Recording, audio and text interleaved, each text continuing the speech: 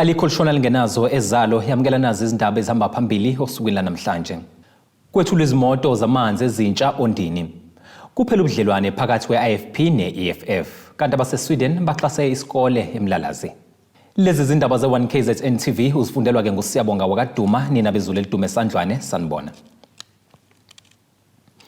Umeya kamasipala wesifunda iZululand uThula Sizwe Buthelezi uthi ukhoxiswa kwenkontileka yenkampani ebesiza ngokusabalalisa amanzi ezindaweni ezahlukahlukene kule ndawo ingoba bazama ukonga imali kanye nezikhalazo eziningi ezivela kumphakathi ukhala ngokungawatholi amanzi ngesikhathi esifanele. uButhelezi usho kanjena ke ekhuluma nethimba lezindaba ngesikhathi kade kwethulwa izimoto ezintsha ezosiza ukuthuthela umphakathi amanzi kanye noganaganda abasha abazovula imigaqo okudle imali yalo masipala elinganiselwa ke ku10 million randi.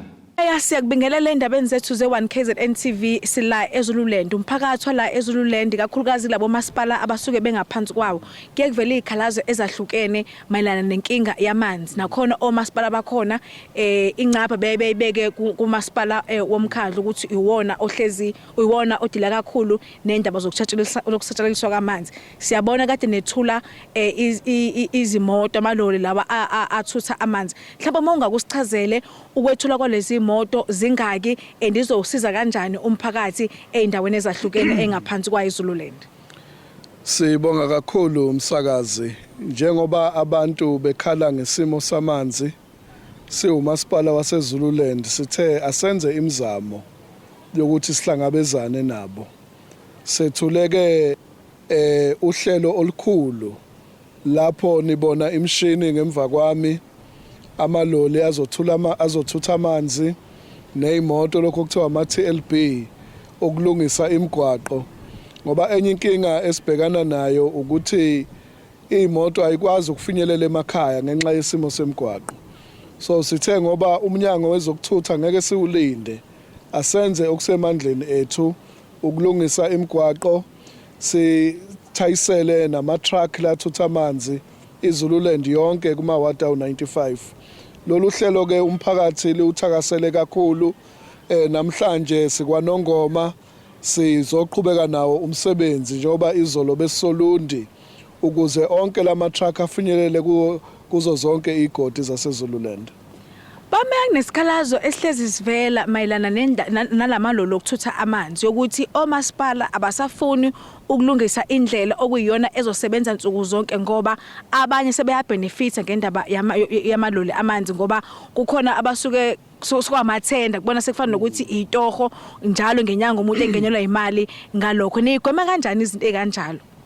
Sigwema khona lokho njengoba sesithenge awethu ama truck sigwema la elokade siwaqasha kuficala ukuthi umuntu simthumile ukuthi aye emphakathini aye abantu bengeneliseki ngoba i-truck eliqashiwe lelu lethu sino driver bethu sizokwazi ukuthi umuntu asebenze ngomgomo obekwe yithi eweneliseke i-truck lingajika endleleni abanye abantu bengakawacosha amanzi.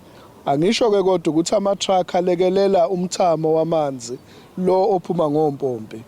Ngakho ke ikhona inhlelo ezikhona ukuthi amanzi aphume kompompi njengoba sethula ama-projects nje kulezi zinsuku asukelekelela lokho lawo ma-truck ukuthi njengoba lokhu kuhamba ugesi ibe khona indlela ukuthi abantu bawacosha amanzi. Siyabonga baba. Siyabonga kakhulu. Yena umeya kumasipala isifunda iZululand ebekade sichazela ngohlelo lokusebenza kwamaloli amanzi njengoba bewethulile athi azosebenza eindaweni ezahlukene engaphansi kwaso lesi sifunda. Nguteboho Sibisi ngeSolundi. Umhlaziyi wezepolitiki eNyuvesi yakwaZulu uDokotela uZakhele Shamase uthi ke ukuhola ngokubambisana kwamaqembu bukeka unomthelela ongemuhle kumphakathi njengoba kuyiwona othwala kanzima ngokungazitholi izinsiza uma ke sekubhidlika lobudlelwane. Ekhuluma nethimba lezindaba le-1KZNTV uShamase uthi lokuphela kobudlelwane phakathi kwa-IFP kanjalo ne-EFF kuzoba ke nomthelela ongemuhle kona omabili lamaqembu njengoba ematasa ekhankasela ukhetho lwangonyaka u2024. Abantu bakuleli kubukeka besazobhekana nenkinga ngemishado yamaqembu ezepolitiki njengoba imbango equbukayo igcina iphazamisa ukuletha kwezinsiza emphakathini. Ubufakazi balokho umbango obonakala wenzeka komasipala baseGoli nokushiya umphakathi udunguza ebumnyameni. Kwesinye isehlakalo ukubhidlika komshado weqembu le-IFP kanye ne-EFF njengoba bebevota ndawonye komasipala abaningi esifundazweni KwaZulu-Natal.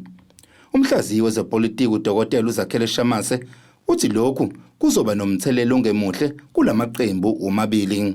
Ngoba mawubheka kahle nalapha neJohannesburg kunenkinga yakhona manje lokhu kuba nomthelelo omubi kwi-service delivery ekhambiseni izinsiza kusebenza kubantu nedingo onqangi kubantu kunomphumela omubi kabi lokho ngakho ke kuyasitshengisa ke lokho ukuthi ukuphela komshado kwe-IFP ne-EFF kuyinkinga enkulu kabi mase singaya kwizwe lonke alikho iqembu abekho abatshali izimali abangeze eNingizimu Afrika makunombuso ofana nalo ngoba bazokwenza isibonelo salokho kwenzakala komasipala naseyifundazweni ukuthi kusho ukuthi ukubusa ngobambisana akusebenze eNingizimu Afrika okungabeka engcupheni ukutshala kwezimali kwamazwe angaphandle ungabeka engcupheni ukukhula komnotho wezwe ungabeka engcupheni ukuhambisa kwedingo onqamu kubantu ngoba lento affected i-service delivery kanti futhi ke iyachaphazeleka futhi nesiqu sabantu ngqo laba suke bekhethiwe ngoba mawubheka EFF ithi isihoxise bonke osekela meya babo efundazweni ezu-8 KwaZulu-Natal mawubheka lokho kubaqhaphazela ngani na kubaqhaphazela ukuthi umuntu mayesebe esikhundleni soba uDeputy Mayor ngisho namabhanga ambukela kangcono nempilo yakhe yashintsha nje ube ikusasa lakhe uliplana kabusha ebheke iminyaka emihlanu azoyihlala. Ukuphenduka kwamangameli weqembu le-EFF uJulius Malema vote neqembu le-ANC ekubeni ubehleze igxeka ngenkohlakalo uShamase uthi lokhu kubufakazi obuhlezi bushiwo uyena lomholi bokuthi asikho isitho kanye umngani ongunaphakade kwipolitiki. uShamase uthi abavoti bangase bayibalekele i-EFF ngenxa yalesinqumo. kwe-EFF i-IFP bashade ne-ANC ababathatha ngokuthi bayizitha zabo ezinkulu nanokuthi abazange babathembe nokuthi azange balethe idingo nqangi kubantu nabo abagxeka ukuthi behlulekile ukuphatha izwe. Kusitshengisa ngokusobala ukuthi ipolitiki akusiyona into ongathi ungama ngayo uyithembe isikhathi eside njengoba asho umholi we-EFF uMalema qobo lwakhe wathi awekho ama-permanent enemies in politics awekho ama-permanent friends in politics. Ungahamba nomuntu namhlanje kusasa umjikele futhi ngakusasa futhi usuku landelayo uzohamba naye futhi kuphela nje mawuzofeza injongo zakho zezepolitiki yikho lokho esikubonayo lokho kodwa manje umthelelo walokho ukuthi kubantu nakubavoti nje kwenza ukuthi bekhona ungalithembi kahle iqembu elithile lihamba ngalo ngqondo njalo ngoba chaza ukuthi ungahamba ngalo namhlanje lizokwenzela ukuthi ongeke uguarantee ukuthi kusasa lizokwenza ngoba lizobe selishintshile futhi lithi ladlala noma ladlala umdlalo wepolitiki. Ngakho ke lento eyenzakalayo nje into elimaza iqembu le-EFF iyalimaza futhi neqembu le-IFP ngoba phela bese kubonakala ukuthi i-momentum iyakhuphuka ye-IFP yokuthola amavoti nokuphatha iKwaZulu-Natal yonke njengoba bethe ngo-2024 bazothatha iKwaZulu-Natal futhi bakhuphule nokuseka kwayo kuzwe lonke. Manje lokho kwenza ukuthi kube khona ukuchigoza nokwenza ukuthi kube khona ukulimala. Ngamanye amazwi lamaqembu amabili siwabona ngamaqembu nje agulayo mase sikhuluma ngendaba zokuphatha ukubambisana kwezombusazwe. Njengoba kubhekwe okhethweni lukazwelonke ngonyaka ozayo iqembu le-EFF kubheke ukuthi kube yilo elizobeka inkosi njengoba kubukeka lingekho iqembu elinganqoba ngokuzimela liphinde liphathe ngalotwana. Uma sibheka ukhetho siya kulona ka-2024 sibuka ukuthi i-EFF yenzani njengamanje isishada neqembu elibusayo okungenzeka kulinika ithemba iqembu elibusayo ukuthi lingabuya futhi ngamandla amakhulu ngoba phela sikhumbule ukuthi i-EFF yasika ingxenye enkulu yabalandeli iqembu elibusayo ukuthi iphume imele njenge-EFF. So uma ilaqaza amanye amaqembu kusho ukuthi i-king maker i-EFF ingaba futhi king maker ukuthi sibone iqembu elibusayo lithatha futhi ukhetho likazwelonke 2024 ngenzeka luwenze lo 51 plus ngokubambisana ne-EFF kodwa futhi ke ngasohla ngakolunye uhlangothi kuyingozi lokho ngoba phela ayehla amandla okuseka kweqembu elibusayo okungenzeka ukuthi abantu babaleke kakhulu ke manje bathi awu kanti seniphinde futhi niba into eyodwa nanisitshela ukuthi labantu bahluleka ukuphatha izwe nina EFF ngakho sesihamba kakhulu ke manje sesiseka kakhulu iIFP sesiyakhulu uDA sesiyakhulu Action South Africa sesiyakhulu onke lamaqembu amanye okungenzeka sibona inhlekelele yokuthi manje baphoqeleke ukuthi babuse ngokubambisana okuyinto esibona njengento engaphumeleli Ezindabeni ze1KZNTV kubika uThabani Maphumulo eRichards Bay. Uthishanhloko wesikole samabanga aphezulu eseYemeni iZakheni High uMboneni Zulu ubongela abafundi balesikole ngoxhaso lokuthuthukiswa kwesikole oluvela kwizihambeli zasezweni laseSweden. Lezi zihambeli ke zixhasele lesikole ngehholo zathembisa ukwakha amagumbi amane kuholo nyaka kanye noxhaso lwemali yokubhalisela ukufunda ezikhungweni zemfundo ephakeme kubafundi abenze kahle kumatikuletsheni nyakenye. Uthishanhloko walesikole uthi ke abafundi bazozuza lukhulu kulobudlelwane abanabo nalezi zihambeli. Inhlanhla ihambele kubafundi ababili basesikoleni iZakheni High esiseYemeni njengoba iThoran Business School yaseSweden izobahlinzeka ngemali yokubhalisela ukufunda ezikhungweni zemfundo ephakeme. Uthishanhloko walabo bafundi ubonge ubudlelwane abanabo nalezi zihambeli zaseSweden njengoba azibaxhase nangamagumbi okufundela amane. Kuyasizakala ke njengoba ngikhuluma nje kusizakala izingane kakhulukazi ngeuniform njengoba ngikhuluma nje kunezingane ezo30 ngikhuluma ezithengeliwe iuniform entsha kanjalo futhi kunomama endaweni obenefitile ngoba uyena osithungele iuniform abawazi ukuthi bayithenge kuyena. Okunye ke kubaluleke kakhulu sine hall nje ezakheleni asikaze sibe ne hall ibona njalo futhi abaqhamuka ba raise icapital ukuthi sithole futhi ama funders ukuthi asakhele ihall. Sesine hall ezakheleni ibona futhi njengamanje basithembise ukuthi kube khona ama class awu4.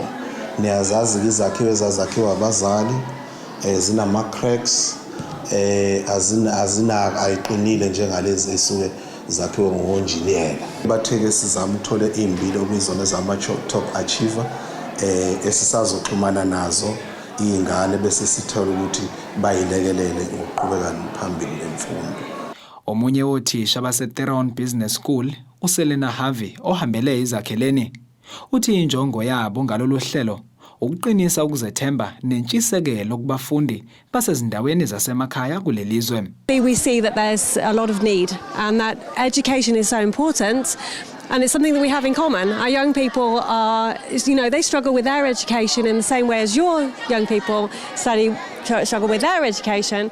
But what we find is that we don't have the physical limitations. So, we don't have school uniform or, issues with food and such. And if you're hungry, you can't study. And if you're not proud of your school, it makes it difficult. You don't have the self-confidence. So what we've tried to do is to build the confidence of the learners and to help them understand just how important English is, because that's obviously our method of communication. We don't speak any Zulu. So that's what it's been all about. Umfundi wasezakheleni uthike kebakhuthaza ukuhanjelwa ngabantu bakwamanye amazwe.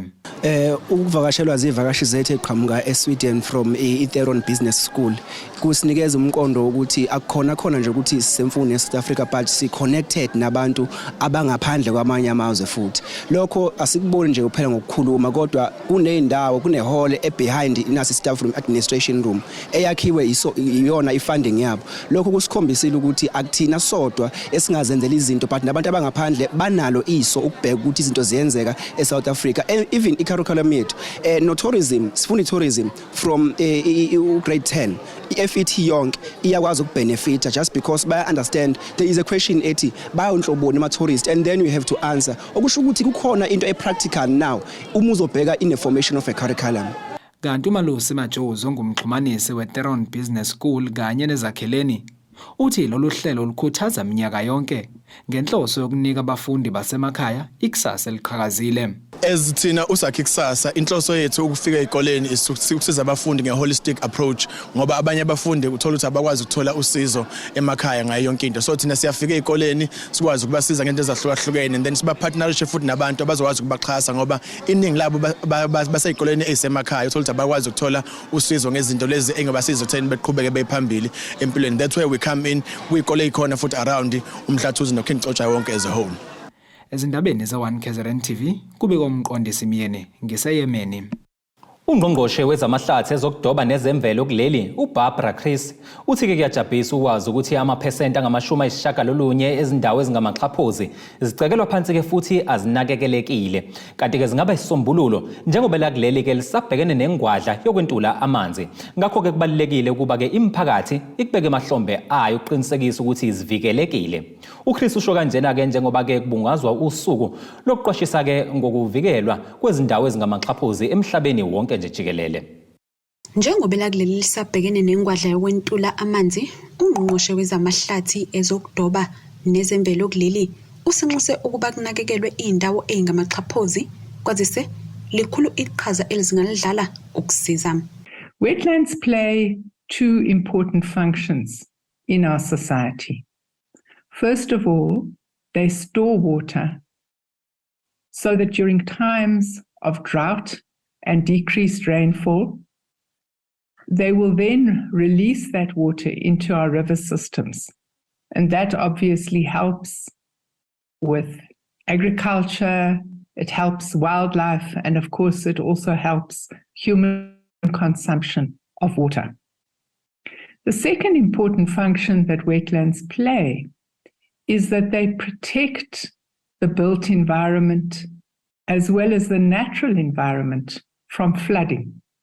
Because a wetland is like a sponge, and when there's an excessive amount of rainfall and a large amount of surplus runoff, the absorption of this water by wetlands helps to prevent flooding. Ekhuluma njengoba umhlaba wonke ubungaza usuku lokuvikelwa kwamaxhaphozi ngaphansi kwesiqubulo esithi It's time for wetlands restoration, uChris udaluleke ukuthi kuyakhathaza ukwazi ukuthi ke u90% walezi indawo zicekelwe phansi kanti zishabalala ngokuphindwe kathathu ukudlula amahlathi. uChris uthi ke uhulumeni uchitha imali eningi ukuqinisekisa ukuthi lezi indawo ziyavuselelwa. We have invested over 461 million rand in rehabilitating and maintaining South Africa's wetlands since 2017.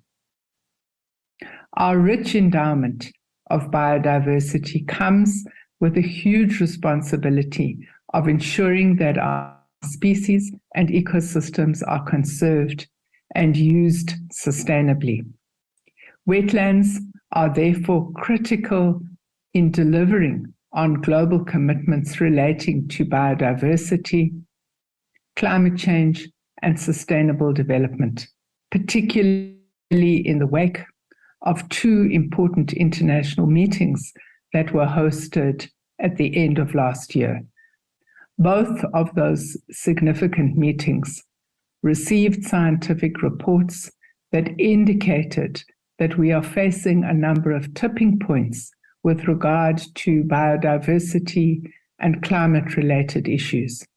Esikhathini esingangeminyaka emihlanu angu-634 amaxhaphozi asevuselelwe kanti alinganiselwa kuma-hektha angu-22,000. Lokhu kuphindeke kwalekelela ukudala amathuba omsebenzi entsheni ebhuqoza emakhaya. The work is being done in a way that maximizes the socio-economic benefits in the form of employment creation, skills development, and knowledge transfer, as well as the development of small and micro enterprises that participate in the program. Altogether, over the last 5 years, we have created over 12,000 full-time and part-time jobs in our Working for Wetlands program. Indaba KZNTV kube kuntombi khona Mvubu ngisethekwini. Ake singasezitolo sihlangabezana kanjani futhi masibuya.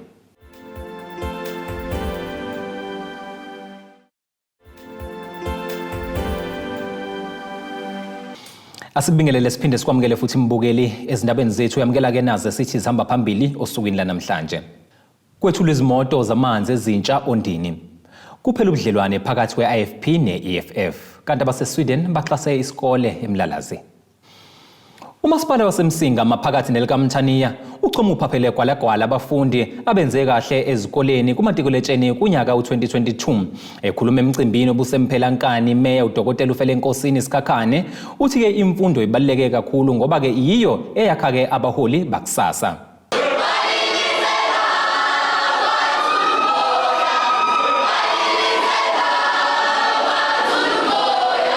Bekukuhle kudelile emphelankani eMsinga emcimbini uklonyeliswa abafundi othisha kanye nezikole ezenze kahle kumatikuletsheni kunyaka 2022. Engxoxweni ekhethekile neziko lezindaba umasipala waseMsinga uchaza imfundo njengesikhali esibalekile kakhulu. Ubaluleke kakhulu imfundo phela ngoba iyona khiye wempilo yomuntu wonke kakhulukazi esikhathini samanje. Mhlambe kwakungcono ukuqala kwakunganakiwe kangako nala eMsinga nje indaba yemfundo ayenganakiwe kangako kodwa kwaba khona ukukhanya okwavela ngamakhosi alapha eMsinga ukubabona ukuthi hayi isimo sibi aze acela iminikelo la ezizweni zonke zaseMsinga ngisho eGoli ayefika ngisho eGoli kwabe sekwakhiwa ke isikole kuthiwa uMsinga hayi iwona ke lo qala waqala ukukhomba indlela asejika kamakhosi kwaye lo nkosi yazenzela ngasesizweni sayo nenye yazenzela esizweni sayo ngoba ebonile wona ngizizwa ngempela ngithunukala kakhulu nangikhumbula lamakhosi ngoba yiwa waqala ukuveza inhlansi yokukhanyisa endaweni yaseMsinga. Phela ngeke wenze lutho uma ungafundile esikhathini samanje uxhumana kanjani nabanye abantu bakwezinye indawo ungakwazi ukufunda ungakwazi ukubhala ungakwazi ukukhuluma nezilimi abanye abantu abakhulumayo umsebenzini uyafika ukwazi ukhomba ngomunwe ukhomba ngomunwe na ukhona into oyishoyo so ke baluleke kakhulu imfundo ingakho ke sithi nathi njengamakhansela asondele emfundweni ngoba iyona ezosinqobisa impela izingane zethu lezi zibone ukuthi nathi siyathanda ukuthi ngenye ilanga sifane nathi nazo zikwazi ukumela. Khona manjalo izinhlaka ezibambe iqhaza kuloko kusebenza zithi zisebenze ngokuzimisela ukubeka uMsinga endaweni yokuqala komasipala benze kahle kumzinyathi. Ngingasho ngithi okungisizile ukuthi ngicina ngithola imphumela ebuke ngathi imihle ukholele kakhulu ekuthenini ukwenza kungcono kakhulu nokusho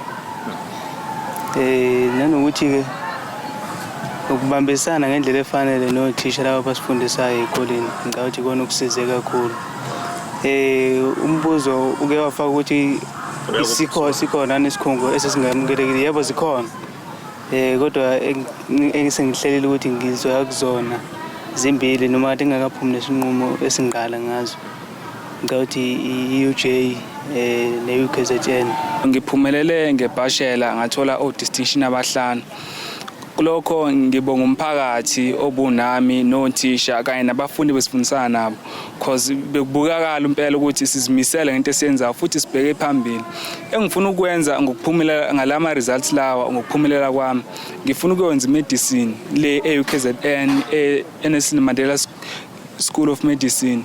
Ngingathi isikole si-organization i-organization kusho ukuthi kufanele ibe ne-vision ngingathi ke si-drive i-vision umbono wesikole ke bewuthi sidinga 100% 100% ongenawo age 100% or 100% bachelors sine number yo distinction ethile sitargetile ngibona ngazi ukuthi ke si header in a right direction since su eliminate lu age asinawo age sino 93% bachelors so sikwazile ukuhambisa abantwana ababili kwi province abebeyomela umzinyathi so ikho ke lokho ebekusikhuthaza ukuthi siyasebenza kodwa mesiyongena okwethu akufani nokwabanye sisebenzela ukuthi sifisa ukushintsha indawo yaseMsinga.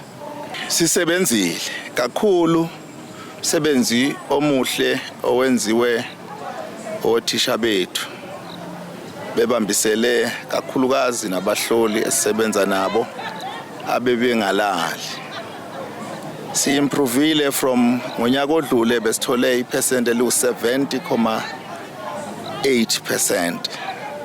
Nonyaka we moved to 84.2%. okuyi-improvement ka-13.38%.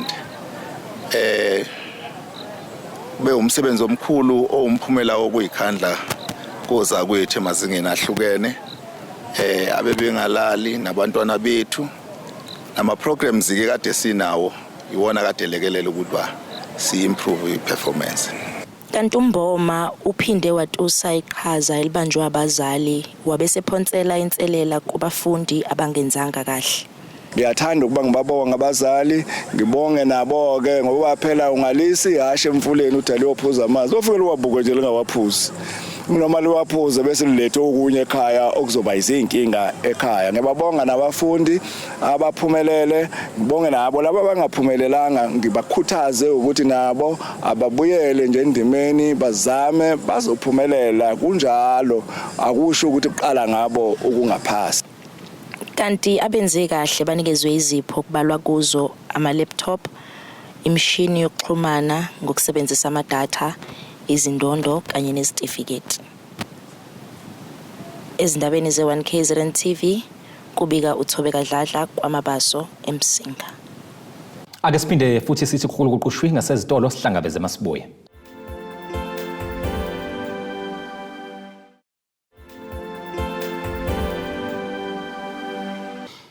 Asiphinde sikubingelele sikwamukele futhi KZN ezindabeni zethu zanamhlanje mongabe usanda kusijoyina nazi ezihamba phambili. Kwethulwe izimoto zamanzi ezintsha Ondini. Kuphela ubudlelwane phakathi kwe-IFP ne-EFF kanti abase-Sweden baxhase isikole eMlalazi. Ake sibheke engosini yezomnotho.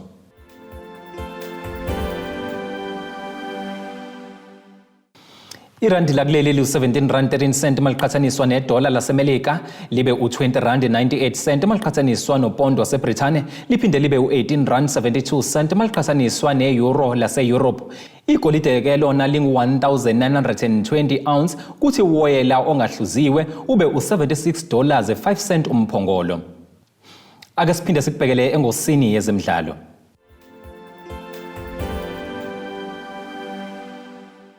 Umdlalo semumvu ke wagijima ku-Orlando Pirates uHappy Majenks Jele usevumbuke eqenjini laKwaZulu Natal iRoyal AM. Lo mdlali ke sekunesikhathi agcina ukubonakala enkundleni emva kokungaboni ngasolunye kanye neBucks. Lo mdlali ke oneminyaka engu-36 kubhekeke ukuthi etakulele liqembu libonakala liphikwe imiphumela kamumva nje. Kwenzeka lokhu nje leli qembu lisanda kumemezela ukuthi ke usebuyele ekhaya umqeqeshi oke wabamba izintambo ngaphambilini kulo uJohn Vuligate Maduka. uMaduka ke ushiye zikaMamkhize wajoyina i-team of choice wafike kwaphikwa yizinto njengoba begcine bemkhombe indlela. Ake sibhekele isimo sezulu.